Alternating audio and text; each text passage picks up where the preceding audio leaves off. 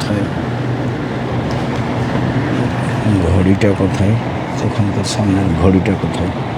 ঘড়িটা একটু সমস্যা হয়েছে, তো এই জন্য ভিডিও তো আমি লাগানো, তো এখানে সমস্যা হয়েছে একটু।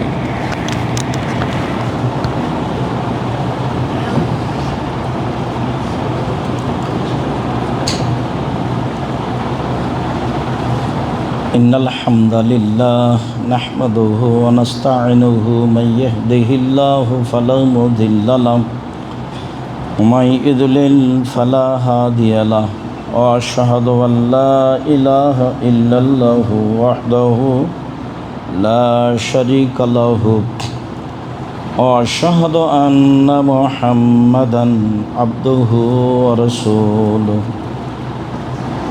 أما بعد فإن خير الحديث كتاب الله وخير الهدى هدى محمد صلى الله عليه وسلم وشر الأمور محدثاتها وكل محدثة بدعة وكل بدعة ضلالة وكل ضلالة في النار. أعوذ بالله من الشيطان الرجيم وأن المساجد لله فلا تدع مع الله أحدا.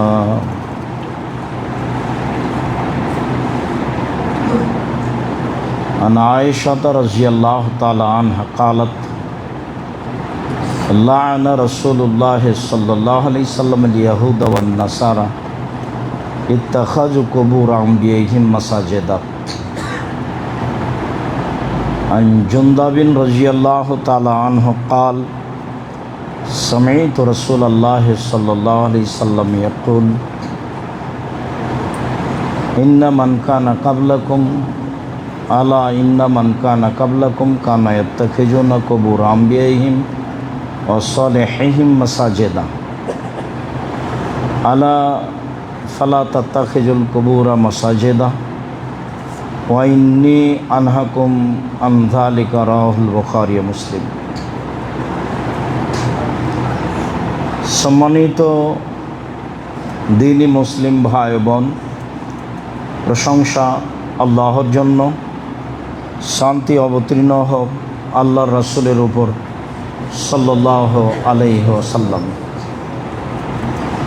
আমরা অবগত আছি, আমাদের ধারাবাহিক আলোচনা চলছে সালাত নিয়ে। সালাতের আলোচনায় আমাদের ধারাবাহিকভাবে আলোচনা চলছে মসজিদ নিয়ে। আরও কয়েক জুমা চলবে বলে আমরা অনুমান করছি ইনশাআল্লাহ। সম্মানিত দ্বীনি ভাই বোন, আল্লাহ তাআলা বলেন ওয়া আন্নাল মাসাজিদা লিল্লাহ, নিশ্চয় মসজিদ সমূহ আল্লাহর জন্য। মসজিদ আল্লাহর ঘর, মসজিদ সমূহ আল্লাহর জন্য। ফালা তাদু মা আল্লাহি আহাদা, তোমরা আল্লাহর সাথে অন্য কাউকে ডাকো না, শরীক করো না, আল্লাহর সাথে তোমরা শিরক করো না। আমরা সময়ের গতিতে আলোচনা করব ইনশাআল্লাহ। হয়তোবা কথার ফাঁকে মাঝে মধ্যে বলেওছি, দুনিয়াতে দুইটি পাপ আছে যার নিজস্ব ক্ষমতা আছে। মানুষের ধারণায় সে দুইটি নেকির কাজ। তার একটি পাপের নাম হলো শিরক, আর একটি পাপের নাম হলো বিদআত। এই দুইটি পাপের নিজস্ব ক্ষমতা আছে। শিরক কি করতে পারে? শিরক আল্লাহকে খাটো অপমান করতে পারে। শিরক কি করতে পারে? শিরক মানুষের অতীতের নেকিকে নষ্ট করে দেয়। শিরক করলে তার এক নেকিও থাকবে না। বিদআত করলে কি হয়? বিদআত করলে মানুষের ইবাদত কবুল হয় না। বিদআত করলে আল্লাহর রাসূলকে খাটো করা হয়, অপমান করা হয়। তার মানে ইবাদত রাসূলের পদ্ধতিতেই করতে হবে, মানুষের পদ্ধতিতে ইবাদত চলবে না। ঠিক তেমনি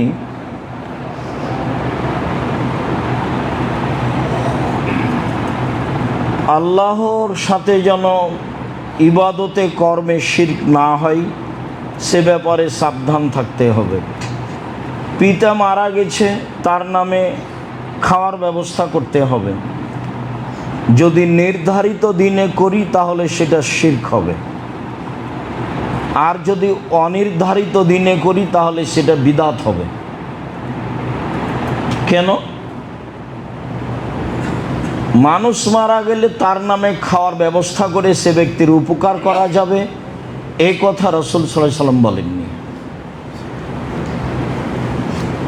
মানুষ মারা গেলে মানুষের জন্য তার কাছে নেকি পৌঁছানোর দুইটা পথ, একটা মুখের দোয়া আর একটা হলো দান। দানের সবচেয়ে উত্তম পথ হলো পানির ব্যবস্থা করে দেওয়া, এরকম বেসরকারি কওমি প্রতিষ্ঠানে অথবা অসহায় পরিবারে। তারপরে কাপড়ের ব্যবস্থা করে দেওয়া। এছাড়াও এদেশের কওমি বেসরকারি যেগুলো দিন শিক্ষা প্রতিষ্ঠান, সেগুলোতে সার্বিকভাবে সহযোগিতা করা। এগুলো হচ্ছে মরা মানুষের নিকটে নেকি পৌঁছানোর মাধ্যম। আপনার পিতা মারা গেছে, যদি ধরেন এটা পিতার নামে দান করলেন সাদাকা, তো আপনার আত্মীয় স্বজন বন্ধু বান্ধব সবাই এসেছে, সাদকা তো যারা কাজ করে খেতে পারে তারা খেতে পারে না। আল্লাহ রাসূল সাল্লাল্লাহু আলাইহি ওয়াসাল্লাম বলছেন, বলো কি তুমি, ইন্না সাদকাতা আওসাখুন নাস, দান হচ্ছে মানুষের ময়লা। দান আমি খাই না, আমার বংশ খায় না, আমার বাড়ির কাজের লোক খায় না। সাদাকা আমার জন্য হারাম, আমার বংশের জন্য হারাম, আমার বাড়িতে যারা কাজ করে তাদের জন্য হারাম। ও তো মানুষের ময়লা, আমি খাবো কেন? আমার পরিবার খাবে কেন? আমার বাড়ির কাজের লোক খাবে কেন? তো আপনার বাপের নামে ওটা দান নেকির জন্য করলেন, তো ওটা আপনারা সবাই খাচ্ছেন, যে যার জন্য এটা নেকির কাজ নয়, এটা বিদআত। আর নির্ধারিত দিনে করলে তা হলো শিরক। বলছিলাম যে আয়েশা রাদিয়াল্লাহু তাআলা আনহা বলেন, রাসূল সাল্লাল্লাহু আলাইহি সাল্লাম অভিশাপ করেছেন ইহুদিদের উপরে আর খ্রিস্টানের উপরে। সূরা ফাতিহাতে প্রত্যেক সময়ে ইহুদিদের উপরে অভিশাপ করা হয়, তা হলো মকজুব। আর খ্রিস্টানদেরকে বলা হয় ওরা ভ্রান্ত, ওয়ালাদ-দাল্লিন, যারা ভ্রান্ত, যারা অভিশপ্ত, তাদের পথ দেখায়ও না। পরিকল্পনা করে ইহুদি, টাকা দেয় খ্রিস্টান, আর মাঠ করবে মুসলমান। যা একাধিক দিন বলা আছে, তবে এখন মুসলমানও টাকা দিতে পারে তাদের হাতে, যা আপনাদের অবগতিতে আছে। বলছিলাম আয়েশা রাদিয়াল্লাহু তাআলা আনহা বলেন, আল্লাহ অভিশাপ করেছেন ইহুদি খ্রিস্টানের উপরে। আর একটা কথা বারবার ধাক্কা খাচ্ছে, সেটা বলি। আল্লাহ বলছেন যে লান তারদা আনকাল ইয়াহুদান নাসারা হাত্তা তাত্তাবিআ মিল্লাতাহুম। মুহাম্মদ সাল্লাল্লাহু আলাইহি সাল্লাম, ইহুদি খ্রিস্টান আপনাকে কখনো মেনে নেবে না, কখনো মানবে না, কিয়ামত পর্যন্ত 1 মিনিটের জন্য মানবে না আপনাকে। আপনি নিজে ইহুদি হয়ে যান, খ্রিস্টান হয়ে যান, তারটা আপনি মানেন, তাহলে তারা খুশি। এই কথা তো আল্লাহ বলছে।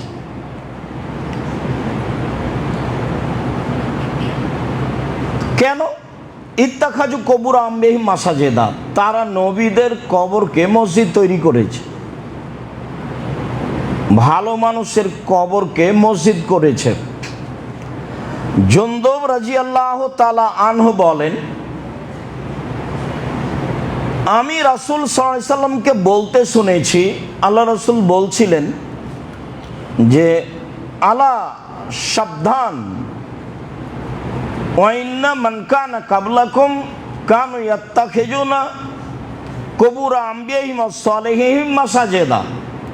তোমাদের পূর্বের যারা লোক ছিল তারা নবীদের কবরকে এবং ভালো মানুষের কবরকে মসজিদ করেছে। তাহলে কবরকে মসজিদ করা কাজটা অনেক দিন আগে থেকেই, যা গত জুমায় এক পর্যায়ে বলছিলাম। ঢাকা শহরেও বহু মসজিদে কবর আছে। যেসব মসজিদে কবর আছে সেসব মসজিদে সালাত হবে না, একটু পরে বলছি ইনশাআল্লাহ। তিনি বলেন, আলা সাবধান, ফালা তাত্তাখিজুল কবুরা মাসাজেদা, সাবধান তোমরা কবরকে মসজিদে পরিণত করো না। ওয়া ইন্নী আনহাকুম আন যালিকা, আমি এই বিষয়ে তোমাদেরকে কঠোরভাবে নিষেধ করছি। আমি এই বিষয়ে তোমাদেরকে কঠোরভাবে নিষেধ করছি। আনাস রাদিয়াল্লাহু তাআলা আনহু বলেন, রাসূল সাল্লাল্লাহু আলাইহি সাল্লাম বলেছেন,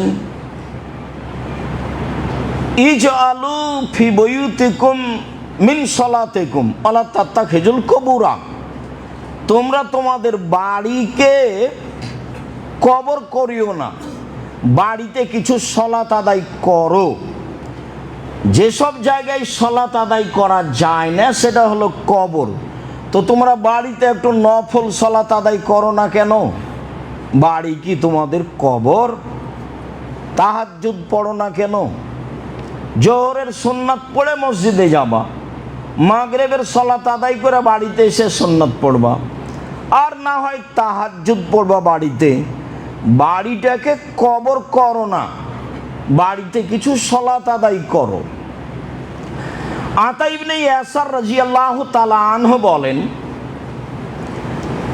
রাসূল সাল্লাল্লাহু আলাইহি সাল্লাম বলেছেন, আল্লাহুম্মা লা তাজাল কবরি ওয়াসানান, আমার কবরটাকে মূর্তি পূজার জায়গা করো না, ইবাদত, যে সেখানে ইবাদত করা হবে। আমার কবরটাকে মূর্তির স্থান করো না, যে সেখানে ইবাদত করা হবে। ইস্তাদ্দা গাজাবুল্লাহি আলা কওমিন ইস্তাদ্দা ইজালু কুবুর আম্বিহিম মাসাজিদা, ওদের উপরে আল্লাহ বেশি রাগান্বিত হন যারা কবরকে মসজিদে পরিণত করেছে। আল্লাহ ওদের উপরে বেশি রাগান্বিত হন যারা মসজিদকে, কবরকে মসজিদে পরিণত করেছে।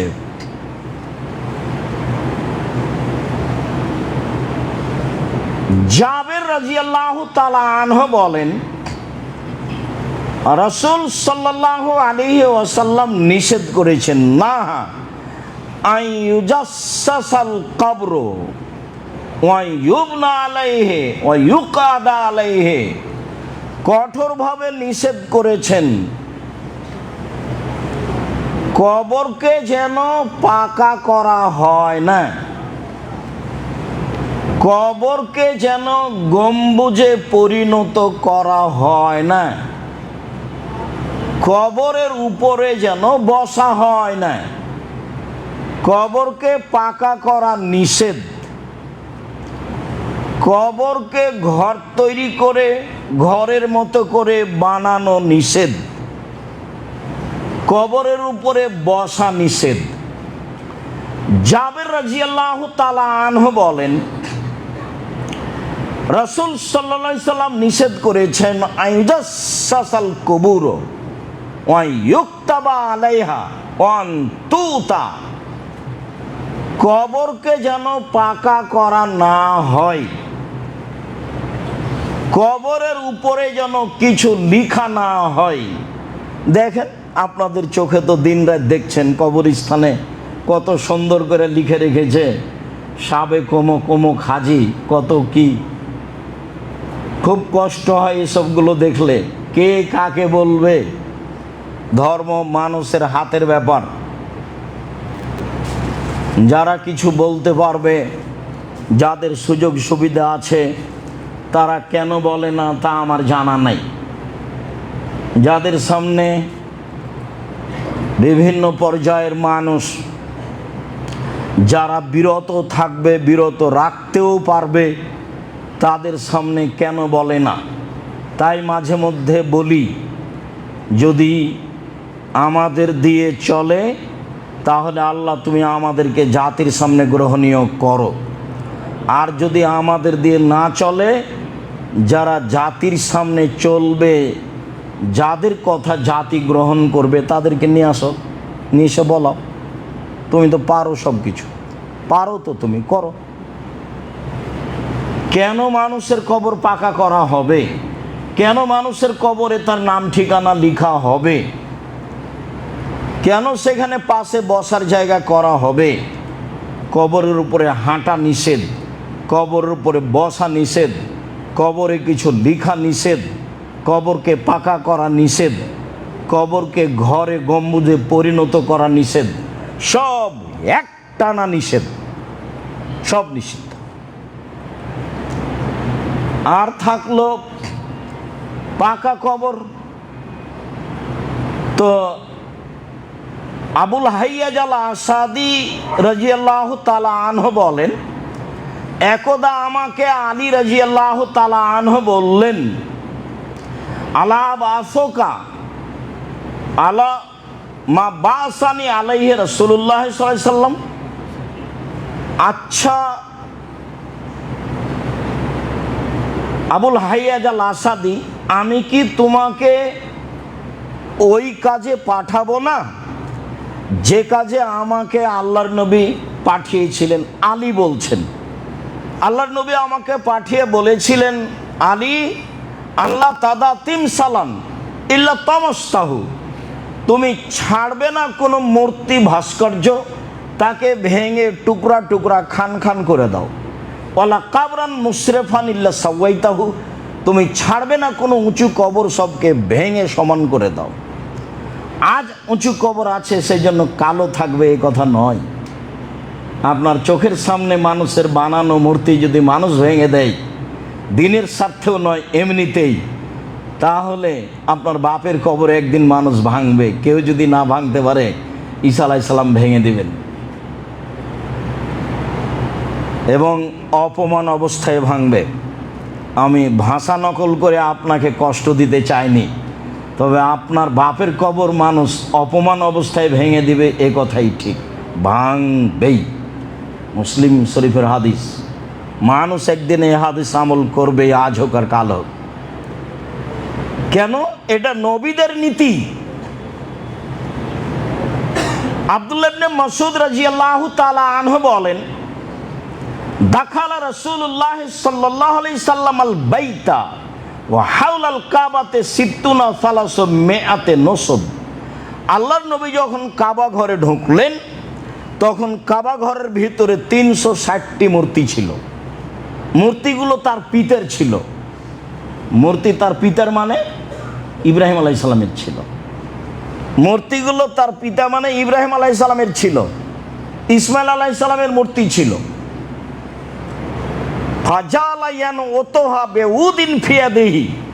তিনি ওই লাঠি দিয়ে মূর্তিগুলোর উপরে আঘাত করতে লাগলেন, যে লাঠি তার হাতে ছিল।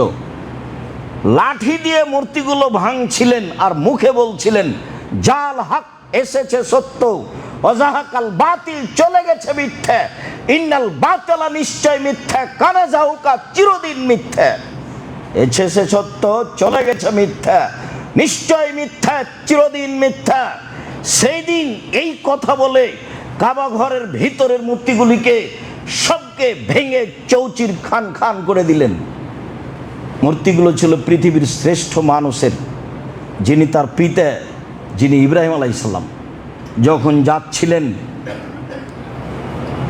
আল্লাহর নবী আর জিবরাইল যাচ্ছেন, তো জিবরাইল প্রথম দরজাটা খুলতে বলছেন। যে পাহাড়দার সে বলছে, আপনি কে? আমি জিবরাইল। আপনার সাথে কে?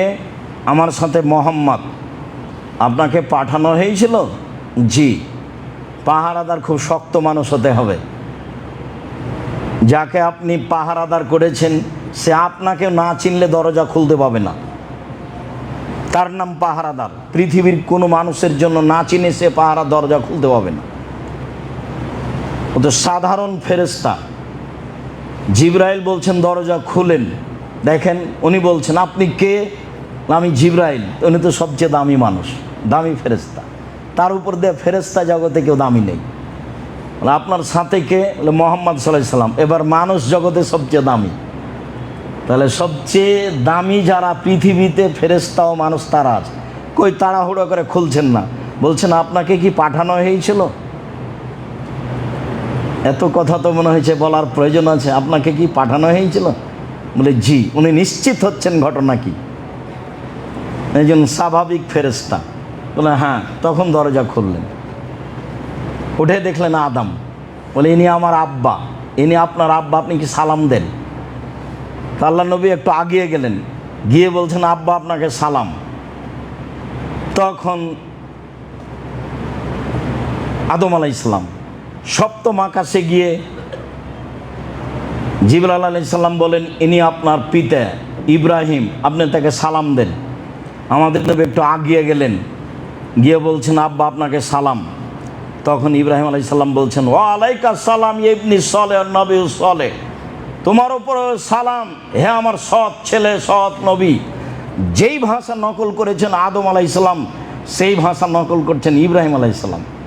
যেই ভাষা দিয়ে সালাম দিয়েছেন আমাদের নবী আদম আলাইহিস সালামকে, সেই ভাষা দিয়ে সালাম দিয়েছেন আমাদের নবী ইব্রাহিম আলাইহিস সালামকে। মূর্তিগুলো ছিল ইব্রাহিম আলাইহিস সালামের, সব ভেঙে খান খান করে দিলেন।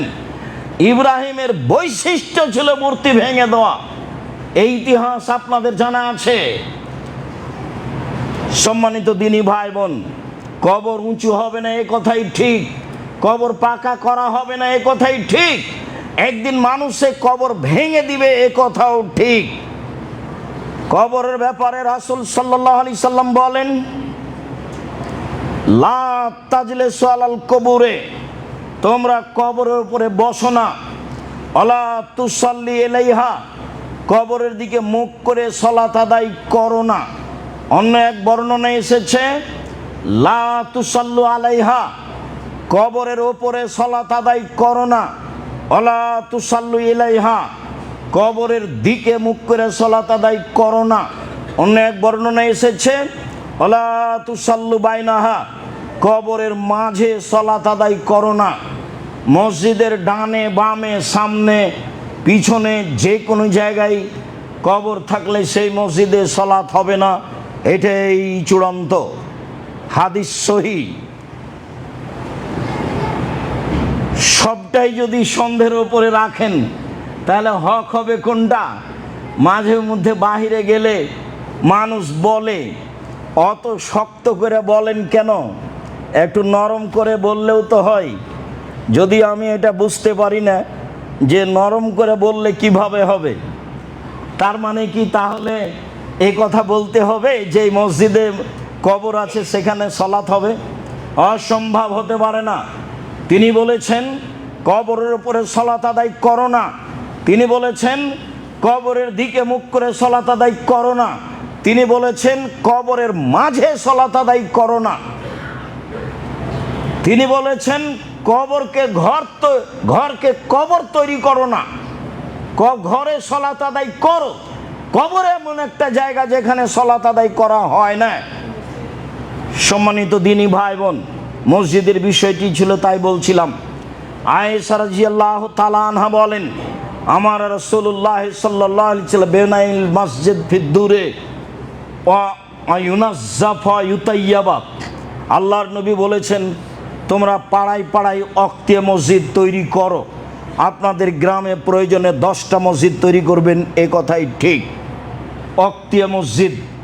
পরের বাক্যে বলেন অবশ্যই মসজিদকে পরিষ্কার রাখতে হবে, অবশ্যই মসজিদকে সুগন্ধিময় রাখতে হবে। যদিও আমরা সুগন্ধিময় রাখা বিষয়টি ভালো বুঝি না, অন্তত মসজিদ পরিষ্কারের জন্য লোক রাখতে হবে। মসজিদ যেন কখনো অপরিষ্কার না থাকে, মসজিদে যেন ময়লা মাটি না থাকে, এইভাবে আপনাকে সোচ্চার থাকতে হবে। আল্লাহর নবী পাড়ায় পাড়ায় মসজিদ তৈরি করার আদেশ করেন। আনাস রাদিয়াল্লাহু তাআলা আনহু বলেন, রাসূল সাল্লাল্লাহু আলাইহি সাল্লাম বলেছেন, মসজিদের ব্যাপারে সাবধান থেকো। ইন্না মিন আসরাতি সাত ইয়াতাবাহুন নাস ফিল মাসাজিদ। বিশাল মসজিদ তৈরি করে প্রয়োজন না থাকলেও কারুকার্য করে গৌরবের জন্য মসজিদ মানুষ তৈরি করতে পারে। এ ব্যাপারে সতর্ক থাকো, এটা কিয়ামতের লক্ষণ। ইবনে আব্বাস রাদিয়াল্লাহু তাআলা আনহু বলেন, রাসূল সাল্লাল্লাহু আলাইহি সাল্লাম বলেছেন, মা বিন তাসজিদিল মাসাজিদ, মসজিদকে বিশাল কিছু করতে হবে, সর্বোচ্চ করে ব্যতিক্রম করে এভাবে আমাকে আদেশ দেওয়া হয়নি। পাড়ায় পাড়ায় মসজিদ করতে হবে, মসজিদ পরিষ্কার রাখতে হবে, এ আদেশ আমাকে দেওয়া হয়েছে।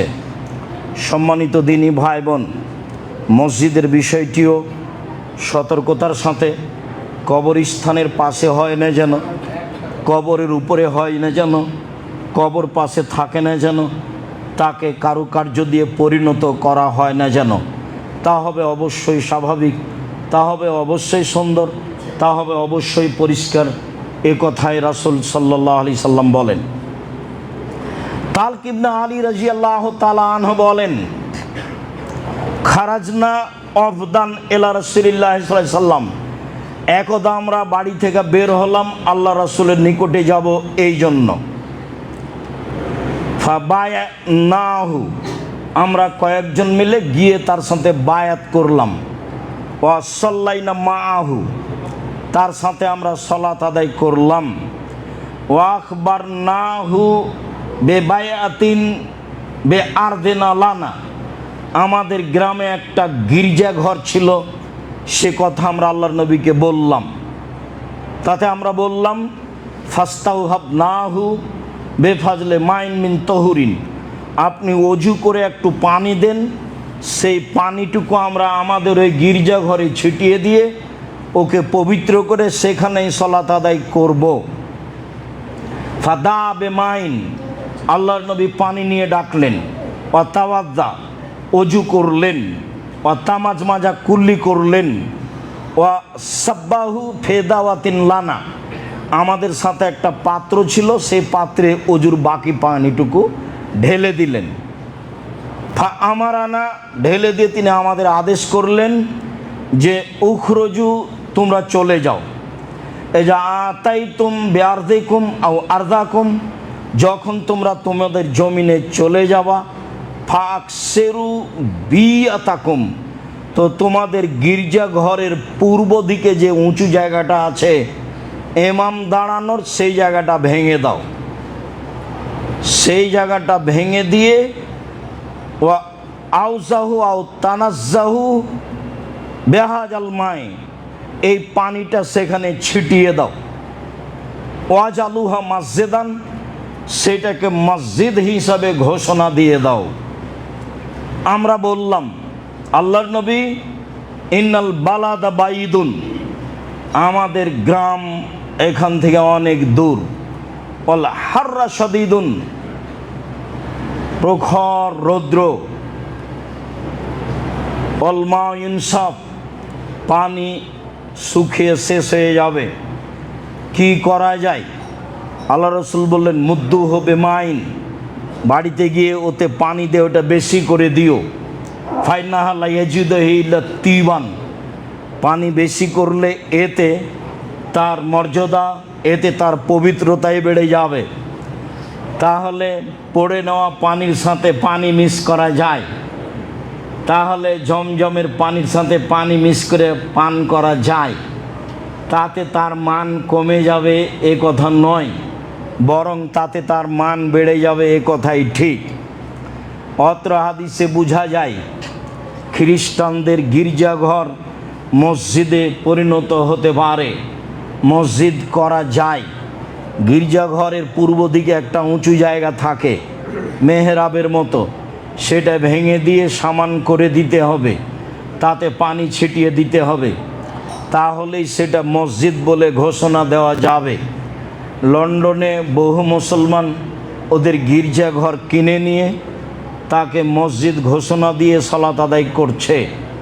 তারা ইবাদত করেছে মর্মে সেখানে আর ইবাদত হবে না, তাদের টাকা দিয়ে গির্জাঘর তৈরি করা হয়েছে সেই ঘরে সালাত হবে না, এই হিসাবে একটাও ঠিক নয়। দেখেন হাদিস সহি, বিষয়টি খুব বিবেচনার জন্য আমি মনে করি। অবশ্যই বিবেচনা করে সময়ের গতিতে কাজে লাগাবেন ইনশাআল্লাহ। আল্লাহুম্মা সাল্লি আলাইহি ওয়া বারিক আলাইহি।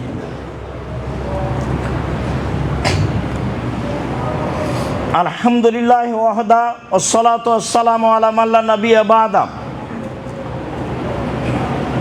বুরায়দা রাদিয়াল্লাহু তাআলা আনহু বলেন, রাসূল সাল্লাল্লাহু আলাইহি সাল্লাম বলেছেন, বাশশিরিল মাসাইনা ফিয-যুলামে বিন-নূরিত তাম ইয়াউমাল কিয়ামা। যারা অন্ধকারে পায়ে হেঁটে মসজিদে যায় তাদের পূর্ণ আলোর সুসংবাদ দিয়ে দেন আপনি বিচারের মাঠে। পায়ে হেঁটে কষ্ট করে মসজিদে যান, এইটা আপনার জন্য বিচারের মাঠে আলো হিসাবে হবে, এই কথা রাসূল সাল্লাল্লাহু আলাইহি সাল্লাম বলেন। আব্দুর রহমান ইবনে আয়েশ বলেন, একদা রাসূল সাল্লাল্লাহু আলাইহি সাল্লাম বললেন, ইন্নী রাআইতু রাব্বি বিআহসানি সূরাতিন। আমি একদা আমার প্রতিপালককে উত্তম আকৃতিতে দেখলাম। আল্লাহর নবী আল্লাহকে স্বপ্নে দেখেছেন। এই চক্ষু আল্লাহকে দেখতে পারবে না। যেই চক্ষু মানুষের কাছে পৃথিবীতে আছে, এই চক্ষু আল্লাহকে দেখতে পারবে না, এই কথা আল্লাহ বলেছেন। এই কথা মুসা আলাইহিস সালামের বাস্তব ঘটনায় প্রমাণিত আছে। তিনি স্বপ্নে আল্লাহকে দেখলেন। আল্লাহ তাকে বললেন, ফিমা ইয়াখতাসিমুল মালাউল আলা। উপরের ফেরেশতাগণ কি নিয়ে হইচই করছে তা কি বলতে পারেন?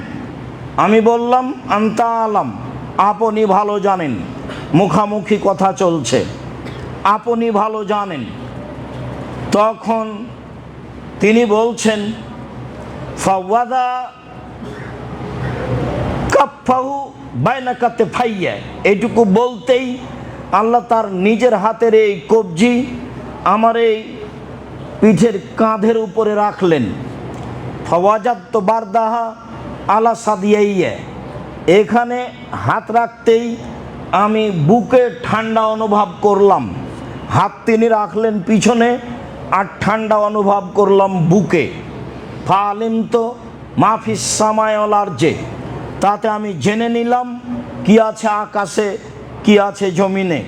এখন আমার বলা স্বাভাবিক, উপরে কি নিয়ে হইচই করছে। ইবনে আব্বাস রাদিয়াল্লাহু তাআলা আনহু বলেন, রাসূল সাল্লাল্লাহু আলাইহি ওয়াসাল্লাম বলেছেন, একদা আল্লাহ তাআলা আমাকে বললেন, ইয়া মুহাম্মদ, হে মুহাম্মদ, হাল তাদরি ফিমা ইয়াখতাসিমুল মালাউল আলা। আপনি কি বলতে পারেন উপরে কি নিয়ে হইচই হচ্ছে? আল্লাহ আমাদের নবীকে মুহাম্মদ বলে ডাকতেন। জিবরাইল আলাইহিস সালাম নবীকে মুহাম্মদ বলে ডাকতেন। আর সাহাবীগণ আল্লাহর নবীকে আল্লাহর নবী, আল্লাহর রাসূল বলে ডাকতেন। আর আমরা বলছি হুজুরে পাক সাল্লাল্লাহু আলাইহি সাল্লাম। যেটা সাহাবী বলেননি, যেটা নবী বলেননি, যেটা আল্লাহ বলেননি। তা আল্লাহ বললেন, মুহাম্মদ বলতে পারেন কি নিয়ে হইচই হচ্ছে? বলতো নাম। আমি বললাম, হ্যাঁ বলতে পারি। ফিল কাফারাত, এখন জেনে গেছেন। হ্যাঁ বলতে পারি। কি নিয়ে হইচই হচ্ছে? হইচই হচ্ছে মানুষের পাপ কিসে মিটে যাবে এই নিয়ে। অত্র হাদিস আমরা আমাদের আলোচনার সূচনায় পবিত্রতাই করেছিলাম।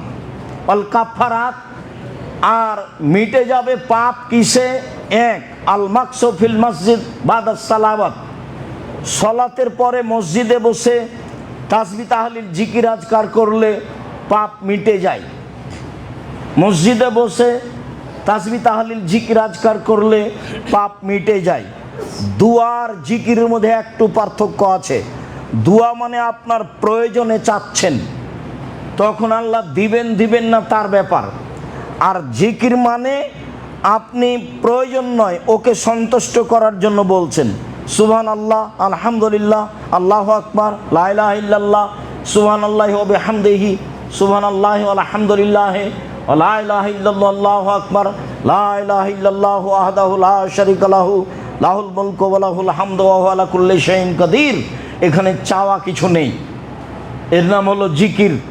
জিকির দিয়ে তাকে বেশি সন্তুষ্ট করা যায়। জিকির করলে এমনিতে সব কিছু হয়ে যায়।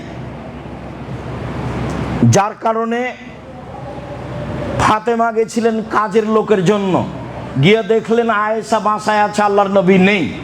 তা আয়েশাকে বললেন, আম্মা কাজের লোকের জন্য এসেছিলাম। ঠিক আছে, আল্লাহর নবী আসলে বলবো। আল্লাহ নবী আসলেন। আয়েশা রাদিয়াল্লাহু তাআলা আনহা বললেন, ফাতেমা কাজের লোকের জন্য এসেছিলেন। শোনার সাথে সাথে মেয়ের বাসায় চলে গেলেন। মেয়ে যেই ঘরে আছে সেই ঘরে খাটে গিয়ে বসলেন।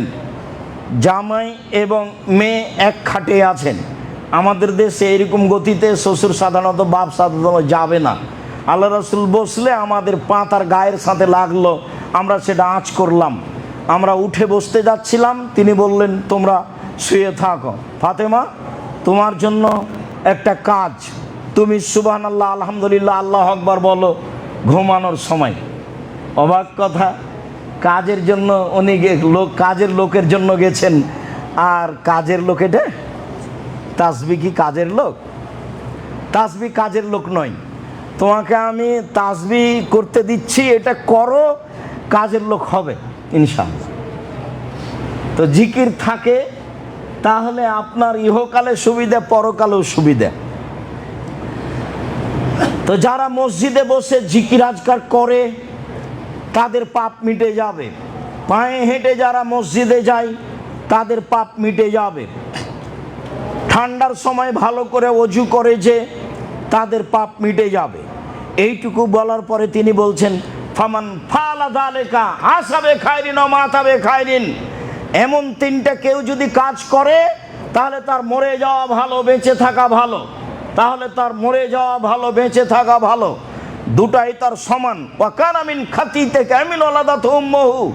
আর লোকটা পাপ থেকে হয়ে যায় সেই দিনের মতো যেদিন তার মা তাকে জন্ম দিয়েছে, নিষ্পাপ হয়ে যায়। এখানে চাওয়া কিছু ছিল না। এক নম্বরে ছিল জিকির, দুই নম্বরে ছিল পায়ে হেঁটে মসজিদে যাওয়া, তিন নম্বরে ছিল সুন্দর করে অজু করা। তাতে হয়ে গেল তার বেঁচে থাকা ভালো, তার মরে যাওয়া ভালো। তাতে হয়ে গেল সে সেই দিনের মতো যেদিন তার মা তাকে জন্ম দিয়েছে। পরে আল্লাহ বললেন, মোহাম্মদ ইয়া সাল্লাইতা ফাকুল, যখন তুমি সালাত আদায় করবে সালাতে তুমি এই দোয়াটি পড়িও। কি? আল্লাহুম্মা ইন্নী আসআলুকা ফিআল খায়রাতে ওয়া তারকাল মুনকারাতে হুব্বাল মাসাকিন। হে আল্লাহ, তোমার কাছে আমি ভালো কাজ করা চাচ্ছি, মন্দ কাজ ছেড়ে দেওয়া চাচ্ছি, আর ফকির মিসকিনকে ভালোবাসা চাচ্ছি। ওয়ান তাগফিরালি ওয়া তারহামনি, আর আমাকে ক্ষমা করে দাও এইটা চাচ্ছি, আর তুমি আমার প্রতি দয়া করো এইটা চাচ্ছি। আপনি সিজদায় বলতে পারেন, সালামের বৈঠকে বলতে পারেন, আল্লাহুম্মা ইন্নী আসআলুকা ফিআল খায়রাতে ওয়া তারকাল মুনকারাতে ওয়া হুব্বাল মাসাকিন ওয়া আন তাগফিরালি ওয়া তারহামনি। এই দোয়া আপনি বলেন আপনার সালাতে, এটা আল্লাহ বলছেন আমাদের নবীকে। ওই যে আরাদটা এইটুকু বলা যায় পরের অংশ, ওই যে আরাদটা ফিতনাতান বিইবাদিকা ফাকবিজনি ইলাইকা কাবলা মাফতুনিন। আর যদি জাতিকে বিপদে ফেলতে চাও, পরীক্ষা করতে চাও, তাহলে আমাকে তাদের মধ্যে রাখিও না, উঠিয়ে নিও। আমি পরীক্ষা দিতে প্রস্তুত নই। আমি বিপদে পড়ে তোমাকে কতটুকু ডাকতে পারবো, আমি এরকম বিপদে পড়তে রাজি নই। তুমি যদি জাতিকে পরীক্ষা করতে চাও তাহলে আমাকে তাদের মাঝে রাখিও না, আমাকে আগে উঠিয়ে নাও। এই কথা আল্লাহর নবীকে শিখিয়ে দিচ্ছেন আল্লাহ তাআলা যে আপনি এভাবে বলেন। এরপরে বলেন অদ্দারাজাত, মান বেড়ে যায়। কিভাবে মান বেড়ে যায়? এক, মান বেড়ে যায়। কিভাবে মান বেড়ে যায়? এফসাউ সালাম, সালাম দিলে মান বেড়ে যায়। লজ্জা লাগে, কেমনে সালাম দিই? আমি তো ছোট, তিনি তো বড়। আর তিনিও ভাবছেন আমি কেমনে সালাম দিই, ও তো একটা ছোট ছেলে বা সাধারণ মানুষ, কৃষক। মিশরে একটা জিনিস আছে, সবাই সবাইকে সালাম দেয়, সবাই সিগারেট খায়, সবাই দাড়ি চাচ্ছে। ওরা এখনো বুঝতে পারেনি যে যারা মন্ত্রী তারা পরে সালাম দিবে, রিক্সাওয়ালা আগে দিবে, এটা ওরা এখনো বুঝেনি। ওরা হাদিসে যেভাবে এসেছে সেটাকে বুঝেছে, বাকিগুলো কেন বুঝে না আল্লাহই ভালো জানে। সালাম দিলে মান বেড়ে যায়। 2, এটা উত্তম, অসহায় দুস্থ গরিব মানুষকে খাদ্য দিলে মান বেড়ে যায়। 3, অসলাত বিল্লাইল নাসনিয়াম, মানুষ যখন ঘুমিয়ে থাকে অর্থাৎ তাহাজ্জুদ পড়লে মান বেড়ে যায়। 3টা কাজ, যার জন্য বহু বক্তব্যে বলা আছে আপনাকে ফিরে যেতে হবে আপনার বাপের স্বভাবে, আর আপনার বউকে ফিরে যেতে হবে আপনার মায়ের স্বভাবে। আপনার পিতার যে স্বভাব ছিল মসজিদ থেকে ফকির ধরে আনা, অসহায় মানুষকে খেতে দেওয়া, সেই কাজে আপনাকে ফিরে যেতে হবে। ঢাকা শহরে বসবাস করেন, 150 চাউল রান্না করেছেন, মেহমান আসলে স্বামী বউ বলা বলি করে, কি করবে চানাচের বিস্কুট দিয়ে বিদায় করে দাও। এখন যদি খাবার দাও তাহলে আবার রান্না করা লাগবে। আব্দুল্লাহর বক্তব্য শোনেন। আপনাকে আল্লাহ রুজি দিয়েছেন আপনার আর স্ত্রীর, আপনার হাত দিয়ে। একটা ছেলে হলো তো 3 জনের দিলেন, আর একটা ছেলে হলো তো 4 জনের দিলেন, মেহমান আসলো তো 5 জনের দিলেন। যত মেহমান সবার খাদ্য কার হাত দিয়ে? আপনাকে দিলেন, আপনার হাত দিয়ে, যে আপনি মেহমানকে খাওয়ান। যার জন্য বলে রেখেছি, মাকে বলে দিবেন, পিতাকে বলে দিবেন, বোন আসলে আমার বাসায় খাবে, ভাগনা ভাগ্নি আমার বাসায় খাবে, আমার পিতার বন্ধু বান্ধব আসলে আমার বাসায় খাবে, আমার মায়ের আত্মীয় স্বজন আসলে আমার বাসায় খাবে। মেহমানকে খেতে দিতে শিখেন, বরকত হবে, এ কথা বলা লাগবে না কাউকে। মান বাড়বে, অর্থগতভাবে মান বাড়বে, সম্মানগতভাবে মান বাড়বে। যত মনটা সংকীর্ণ হবে তত আপনি পিছিয়ে উঠবেন, সব দিক দিয়ে পিছিয়ে উঠবেন। মনটা ছোট হতে একবারে ছোট হয়ে যাবে। মানুষকে খেতে দিতে শিখতে হবে, জরুরি।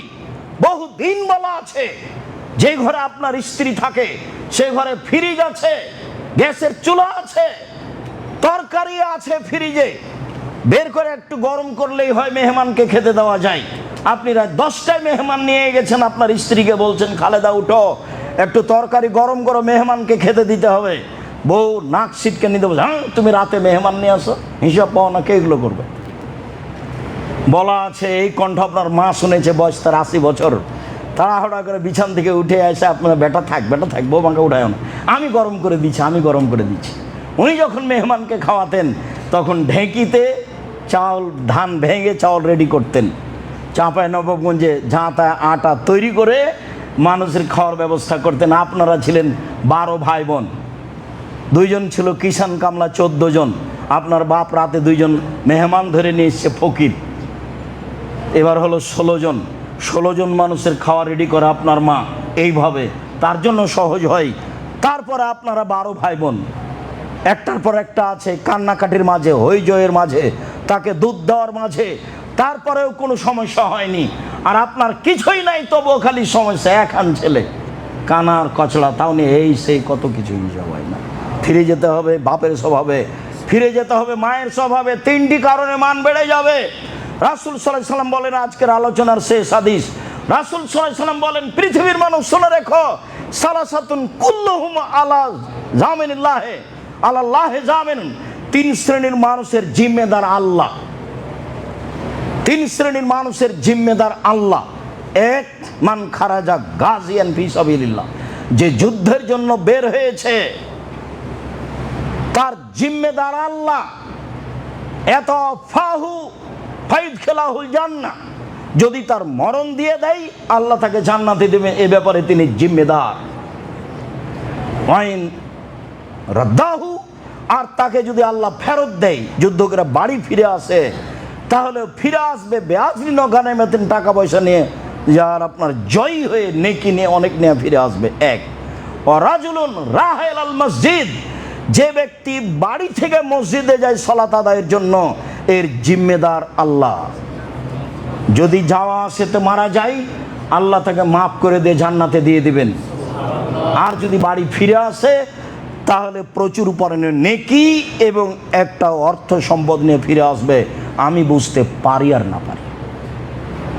3, ওয়ারাজুলুন দাখালা বাইতাহু বিসালামিন, যে ব্যক্তি বাড়িতে প্রবেশ করে সালামের মাধ্যমে তার জিম্মেদার আল্লাহ। আমরা তো সালাম দিতেই পারি না, আমাদের বাড়িতে সালাম দিয়ে ঢোকা তো একটা শরমের ব্যাপার।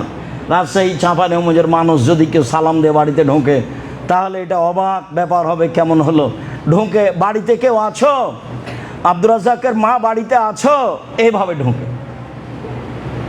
এমনিতেই ঢোকে না, তবে এইভাবে ঢোকে, সালামের জায়গায় এটা চলছে। আর আপনার তো আল্লাহ রাস্তে কলিং বেল বাজনা বাজে উঠছে বাড়িতে, তে বাজনা তো চলবে না। যদি কলিং বেলে সালাম থাকে তবু আপনি মুখে সালাম দিয়ে বাড়িতে ঢুকবেন। জরুরি যারা আছেন আমার সামনে, যারা এই যন্ত্রের মাধ্যমে পৃথিবীর বিভিন্ন প্রান্ত থেকে অবগত হচ্ছেন, সময়ের গতিতে অবগত হবেন, আমি তাদেরকে আন্তরিকভাবে অনুরোধ জানিয়ে বলছি, আপনি আমার দিনী ভাই, আপনি আমার দিনী বোন, আপনাকে জরুরিভাবে এই কাজগুলি করতে হবে। তার একটা জরুরি কাজ করতে হবে, সালাম দিয়ে বাড়িতে প্রবেশ করবেন, তাহলে আপনার জিম্মেদার আল্লাহ। এ কথা তো আমি বলিনি, এ কথা মুহাম্মদ সাল্লাল্লাহু আলাইহি ওয়াসাল্লাম বলেন। রাতে সালাত আদায় করতে শিখবেন, মান বাড়বেই। অসহায় মানুষকে খেতে দিতে শিখতে হবে। অসহায় মানুষ পাওয়া না গেলে যেখানে এতিম আছে সেখানে টাকা পয়সা পাঠাতে হবে। যদি আপনার পাড়ায় না থাকে তা আল্লাহ রাস্তায় জামিয়া সালাফে তো আছেই, 519 জন এতিম অসহায় আছে, খালি আপনার জন্য, যাতে করে আপনার সমস্যা না হয়। কোথায় পাবো লোকজন? 519 জন এতিম অসহায় আছে, কেন যে আপনি দেখতে যান না? সালাম ফিরার পরে আপনি উঠে চলে যান, 200 টাকা 500 টাকা দেওয়া আপনার প্রয়োজন হয় না। কেন হয় না তা আমি বুঝি না। তবে মনে রাখবেন, দেওয়া হাত ভালো নেওয়া হাতের চেয়ে। শ্বাস বন্ধ হয়ে গেলে সময় শেষ, এ কথাই ঠিক। দেওয়া হাত ভালো নেওয়া হাতের চেয়ে। আল ইয়াদুল উলিয়া খায়রুম মিন ইয়াদিস সুফলা, হাদিস বুখারী মুসলিম। দেওয়া হাত ভালো নেওয়া হাতের চেয়ে, এই কথা মুহাম্মদ সাল্লাল্লাহু আলাইহি সাল্লাম বলেন।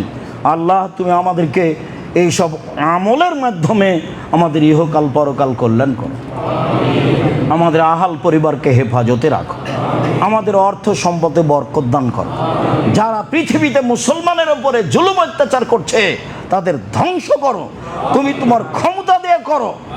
তুমি মুসলমানদের মান-ইজ্জতের ব্যবস্থা করে দাও, বাংলাদেশের মুসলমানদের মান-ইজ্জতের ব্যবস্থা করে দাও। কে আসলে কে থাকলে মান সম্মান রক্ষা হবে, অর্থ সম্পদ নিরাপদে থাকবে, সেটা তুমি ভালো জানো।